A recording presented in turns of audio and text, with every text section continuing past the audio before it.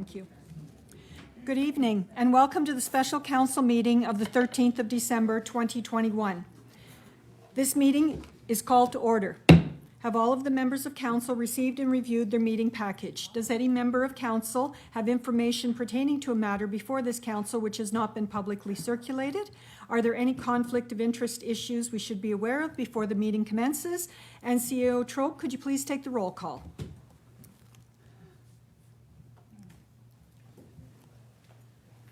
Thank you, Mayor Snow. Tonight, Paul Huntley is not here, but the remainder of council is, so you have quorum to begin the meeting. Excellent, thank you.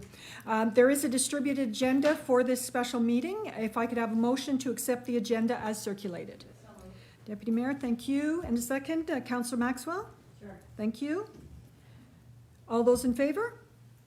Those opposed? The motion is carried. Thank you. We have new business this evening, a parking variance for 19 Prospect Avenue. And Director, gentlemen, I'll hand it over to you. Okay, thank you, Your Worship.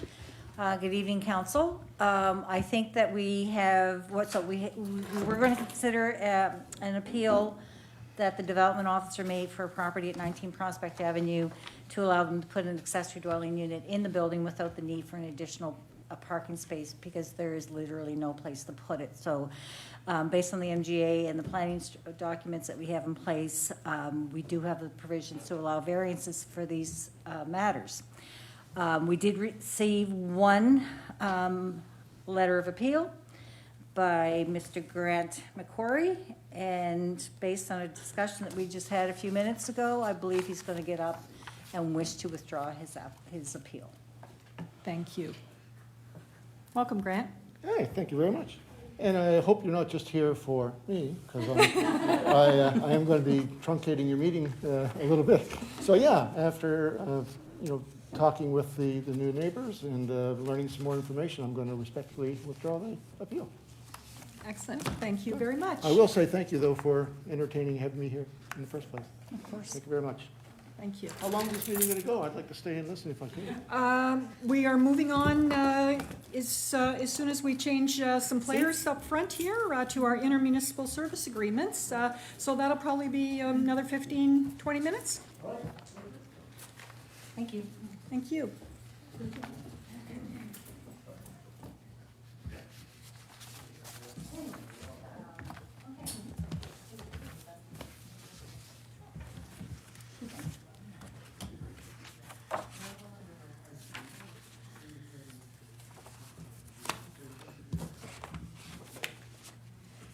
Good to go, CAO? All good. All right. As council knows, we have been looking at intermunicipal service agreement with other mayors and CAOs in our area. And CAO Troke, if you could provide council with an update on the current proposal from the IMSA working group, please. Sure thing, happy to. And I think if I could get the presentation up on the screen, and I just tried to summarize a few of the points that's in the lengthy package that exists when it comes to updating an IMSA. There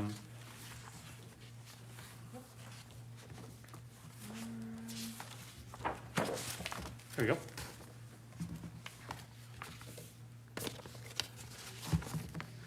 Okay, so next slide, please. So we're today just talking about a pilot, and I know that council is familiar with some of the details around this, but I thought I would just try and capture a couple of the snapshots. So on November 26th, mayors and warden agreed to bring the filing pilot to their councils before the end of December. Now the two pieces here, up until that time, there was some conversation about which municipal units were going to participate in the pilot, and so we now have all of the parties who were part of these discussions participating. And then second, the pilot, where this is an interim municipal service agreement. So service agreements, once they're in place, you can't just change them. Essentially, it's a contract, so that you need to put some pieces together to make sure that all the parties understand not just what you're talking about, but how it's going to operate during that interim period. So in this case, while it's a 2-year pilot, it's actually going to span a 3-year period. because in essence, the pilot won't begin until the executive who's going to be running the pilot, at least on the operations side of things, until that is in place. So, and when you see on the money side, it kind of straddles those 3 years. The current boards as they exist are going to be put in abeyance. And what that means is that when this pilot is over, those boards would begin immediately going back to the roles and responsibilities that they were. Not that we may have structural changes, we may have all kinds of other pieces, but ultimately those boards would slide back into those agreements as per they would sit today.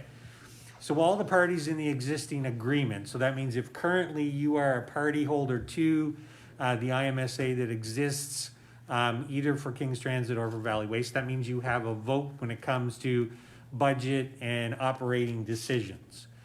Anybody who participates in the pilot, so this is a group much larger than those who are in the intermunicipal service agreement today, you have a vote with regards to those pilot decisions, not with regards to the current operating decisions.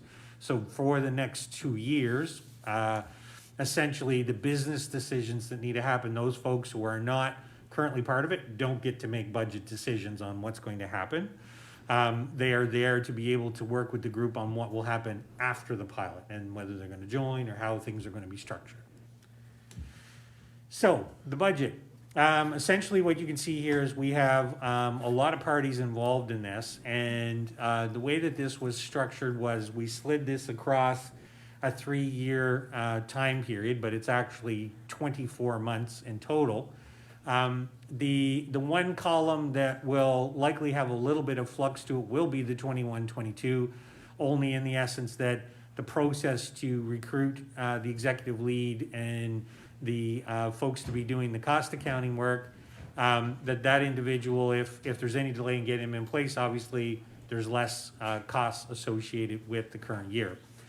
So for the town of Kentville, what you can see is that across that 3-year period is a $60,850 contribution. But that what also we expect out of this is that the emphasis on this is obviously how can we see from this cost savings, efficiencies, better service delivery. And so I have no doubt as we do a deeper dive into the actual costs associated with the various services, this is something that the town of Kentville, I think, will benefit from, and we will see some other opportunities to further our discussions around what we pay for these services today.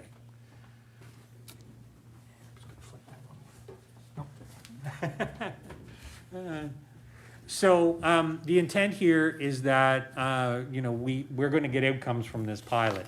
So there's two pieces. Is that the mayors and warden have agreed that they will be bringing back regular updates with regards to activities, but the executive director of this pilot will also be going and doing deeper dives into various aspects of the work as it's ongoing. So this is going to be something that not just regular information, but regular findings will be coming back so that folks are in the loop. And so for Valley Waste, not Valley Waster, better understanding of the true costs, the user pay options and implications, and the future provincial environmental goals. Part of what is happening is we are aware of extended producer responsibilities and what the implications of that are, but already there is conversations at a provincial level around a much deeper dive into what that will mean. And so at this moment in time, we do not have really an extensive capacity to be able to evaluate what that means, what it will cost, and so on. So that will be a piece that will fall under this pilot. And for King's Transit, there's a fixed route review, detailed fleet information, and accessibility plan. What I will point to is there is also a pocket of capital money that is sitting there for the purchase of new buses. And this is monies that would have come out of the federal provincial agreements around transportation. And so before one goes and spends a lot of money on new buses, what is it you're looking for? Size, shape, what are they going to run on? These are all things that would come out of this pilot so that those investments would be investments that are strategic rather than saying we're going to continue to do just the same old thing. And again, as I mentioned, the intent would be that this pilot would commence with the hiring of the new executive lead So there is going to be a meeting on Wednesday to continue with this work. And all of the various councils are having these documents put in front of them between last week and essentially this week. So the resolution here tonight is that council direct the mayor and chief administrative officer for the town of Kentville to sign a 2-year interim IMSA pilot for King's Transit Authority and Valley Regional Solid Resource Management Authority. Thank you, CAO. So if we take that resolution, looking for someone to move it, please. Councillor Huntley, thank you. And Deputy Mayor, I've got you for the second. Thank you. So it has been moved and seconded that council direct the mayor and chief administrative officer for the town of Kentville to sign the 2-year interim IMSA pilot for King's Transit Authority and Valley Region Solid Waste Resource Management Authority. Is there any discussion on this matter? Deputy Mayor. Thank you, Worship. So just so I understand correctly, the budget and the operating piece on a per annum basis, that will not come back to the respective councils. That will be all done through the executive director that is managing both entities. So structurally what happens is you still have the same operating leads in place in each organization. Okay. And only those who are signed on to the IMSA have authority to vote on what happens for budget. So for example, Annapolis County, who is not part of the IMSA, they're buying services right now from the IMSAs. Mm-hmm. Annapolis cannot have a vote on what the budget looks like for the next 2-year period because they're not part of it. And so they can participate in pilot conversations where we're going, what would structure look like in the future, and they can have a vote on what they would like to see that looks like. But for budget of 21-22, 22-23, and 23-24, those budget years are only the existing players can vote on what the budget will be and deal with operational things as they exist today.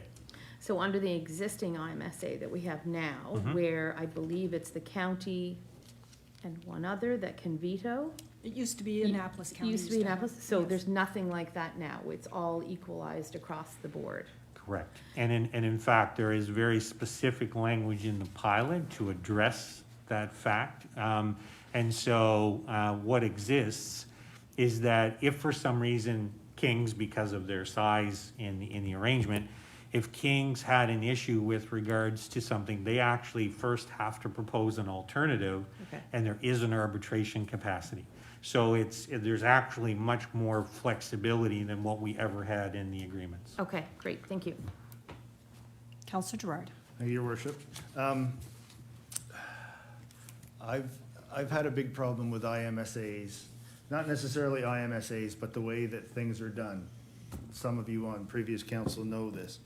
I've got huge concerns about the way this has been done, and I know primarily it's been pushed by the county.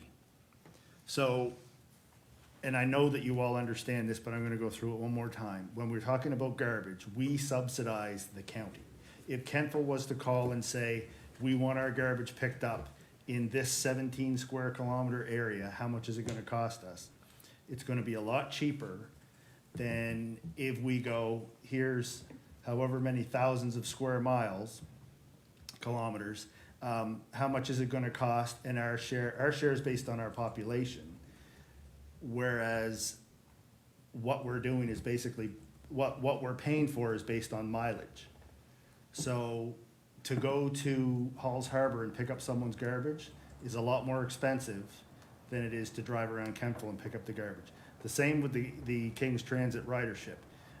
They've never been able to give us the residence area of the people that ride on King's Transit, and it goes, I assume it goes from Hansport down to Digby almost. So I think this is good because these IMSAs needed to be cleaned up, but I think every town and the county should look a little bit deeper and say, can we do this cheaper on our own? Can we do it cheaper partnering with another town? Do we need this service, meaning the bus service? I don't know. I just think, we're spending taxpayers' money unwisely. The biggest benefit goes to the largest partner, which is the county, because they're getting us and Middleton and Berwick and Wolfville and Annapolis Royal to pay a share of a service that they're providing, while we all had conversations with previous councilors on the county over the last 4 or 5 years. You know, they're hell-bent, they don't want to raise taxes. We have to, because we have infrastructure. We have roads that we have to plow. They don't. And I'm against this, but in conjunction with this, because I know I'm gonna be a lone wolf, if not one of the minority, I think the town should, I think it would be wise for the town to pay for its own study to see how much we could pay and how much more we're paying for a service that if we just contracted ourselves, would fly. Thank you. Thank you. Councillor Gerard, I'm going to say that those exact points have been discussed around the table. As you well know from the Valley Waste perspective, is the director out there talks about, getting a handle on the true value of somebody going across their scales. And that is one of the things that is mandated out of this interim IMSA, is that we have to figure out what the true value of bringing that garbage in and disposing of it. So if I hope that alleviates some of your concern. And the other thing with King's Transit is that it's all on the table. They've always had a fixed route, and it drives the route. It doesn't matter whether the bus is empty or full. And that is one of the things that they're really looking at, and as well on demand. You think about how many people need to come in from Canning, and how do people from Canning get into town to get on King's Transit to travel that, that Highway 1 route. So these are all the things that are being looked at, and I have to say that it's being pushed very hard by our CAOs, because much like you, they've all recognized that we're all paying a price for not, for doing things the way we've always done them. Yep. And so I think at the end of the day, we're going to see some major changes in the way that we look at both transit and waste disposal. Thank you. You're welcome. CAO, did you have anything else to add? I kind of jumped in there. No, you've phrased what my comment would have been back, and I think the piece that I think is really going to be very crucial out of this, since we've seen what a few models have happened in some other places, and the true cost accounting of each aspect. So the transportation piece, the actual tipping floor, but even then the capital plan to be refreshing. What's the right way to be doing that? And I'll say we're a little haphazard right now, and not just on the busing side, but even on the garbage side. So I think that there is going to be an opportunity to come out of this with not just a complete set of data, but comparable data to what other people are doing in other places, and that'll help us make those decisions. Perfect. Councillor Maxwell. Thank you. I think getting involved in a pilot is a good thing. I think that there's a lot to be gained from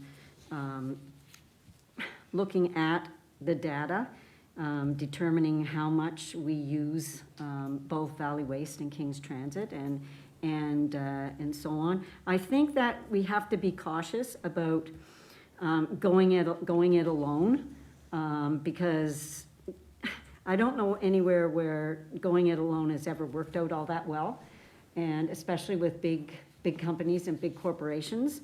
So it will be good to get this data. We don't know today when ridership in the town of Kentville will increase. We could have a whole lot of people move in that need a transit system. They may not be here today, but they may be here tomorrow. And so going with, you know, what's here and what's now sometimes isn't always the best route.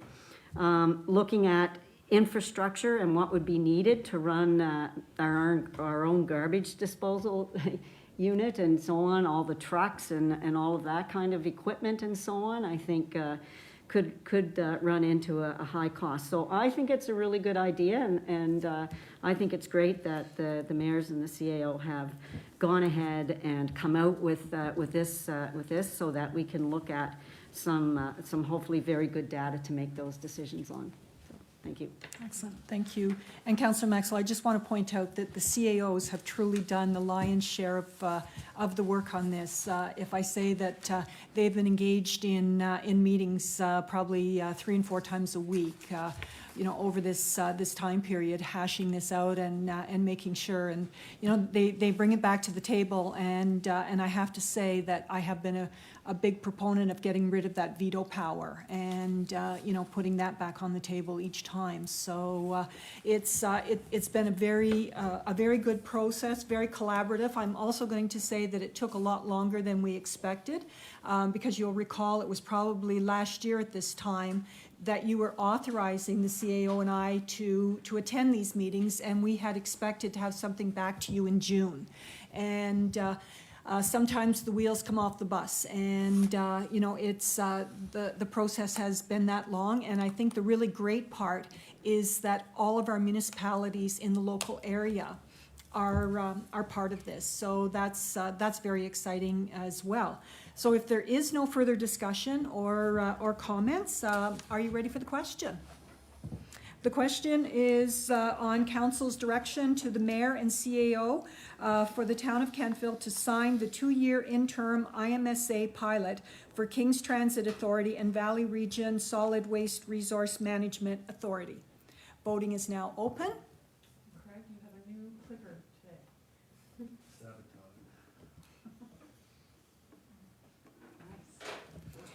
Voting is now closed. And the motion is carried. Thank you very much. There being no further business to this meeting, I would call for an adjournment of the special council meeting, please. Councillor Gerard, thank you. And the time is 5:27. We will re-adjourn at 6 p.m. Thank you.